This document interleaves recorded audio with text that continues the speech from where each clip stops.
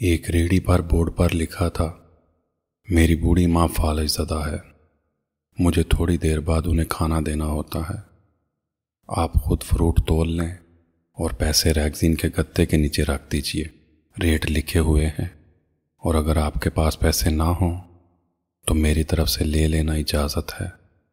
واللہ خیر الرازقین۔ میں نے ترازو میں 2 کلو سیب تولے، درجن کیلے لیے، پرائس لسٹ سے قیمت دیکھ کر پیسے کونے میں رکھ کر اسے ڈھک دیا اور شاپر اٹھا کر واپس فلیٹ پر آ گیا۔ شام میں ادھر گیا، دیکھا ایک باریش آدمی ریڑھی کے پاس تھا۔ ہمیں دیکھ کر بولا، صاحب پھل تو ختم ہو گیا۔ نام پوچھا تو بولا خادم حسین۔ سارا ماجرا پوچھنے پر بولا، پچھلے 3 سال سے اماں بستر پر ہے، اس لیے مجھے ہر وقت اماں کا خیال رکھنا پڑتا ہے۔ ایک دن میں نے ماں کے پاؤں دباتے ہوئے کہا، اماں تیری تیمارداری کو تو بڑا جی کرتا ہے، پر جیب میں کچھ نہیں، تو مجھے کمرے سے ہلنے نہیں دیتی، کہتی ہے تو جاتا ہے تو جی گھبراتا ہے، تو ہی پتا میں کیا کروں، اب کیا غیب سے کھانا اترے گا۔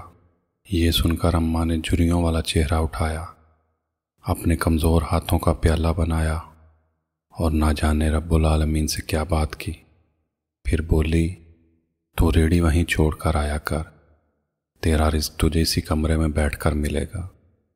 میں نے کہا، اماں وہاں چھوڑ آؤں گا تو کوئی چور اچکا سب کچھ لے جائے گا۔ کہنے لگی، تو فجر کو ریڑھی پھلوں سے بھر کر چھوڑ کر آ جا، بس شام کو خالی لے آیا کر۔ 2.5 سال ہو گئے ہیں بھائی، صبح ریڑھی لگا جاتا ہوں، شام کو لے جاتا ہوں، لوگ پیسے رکھ جاتے، پھل لے جاتے، دھیلا اوپر نیچے نہیں ہوتا، بلکہ کچھ تو زیادہ رکھ جاتے۔ اکثر تخمینہ نفع لاگت سے 300-400 اوپر ہی جا نکلتا ہے۔ کبھی کوئی اماں کے لیے پھول رکھ جاتا، کبھی کوئی اور چیز۔ پرسوں ایک بچی پلاؤ بنا کر رکھ گئی اماں کے لیے۔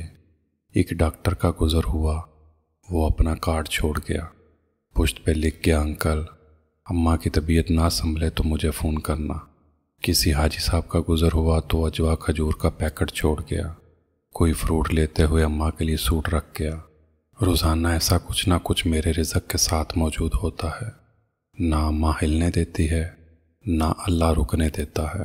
اپنے ماں باپ کی خدمت کریں، پھر دیکھیں دنیا و آخرت کی کامیابیاں کیسے آپ کے قدم چومتی ہیں۔